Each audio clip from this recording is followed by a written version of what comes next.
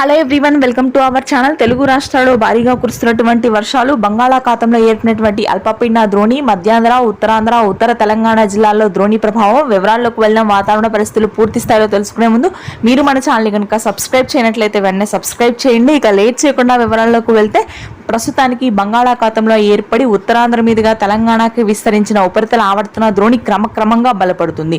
దీని ప్రభావంతో పలు జిల్లాల్లో తేలికపాటి వర్షాలుంటాయి, మరికొన్ని జిల్లాల్లో భారీ వర్షాలు కురుస్తాయి. జిల్లాల వారీగా చూసుకున్నట్లయితే ద్రోణి ప్రభావంతో శ్రీకాకుళం, విజయనగరం ప్రాంతాల్లో చిరుజల్లులు నమోదు కాగా, ఇక విజయనగరం, ఆ తరువాత విశాఖపట్నం, తూర్పుగోదావరి, పశ్చిమ గోదావరి జిల్లాల్లో మాత్రం భారీ వర్షాలు కురిసే అవకాశాలు ఉన్నాయి.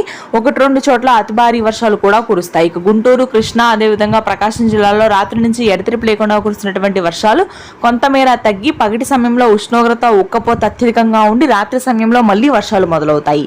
ఇక నెల్లూరు, ప్రకాశం జిల్లా దక్షిణ ప్రాంతాలు, రాయలసీమ వ్యాప్తంగా పొడి వాతావరణం ఉంటుంది.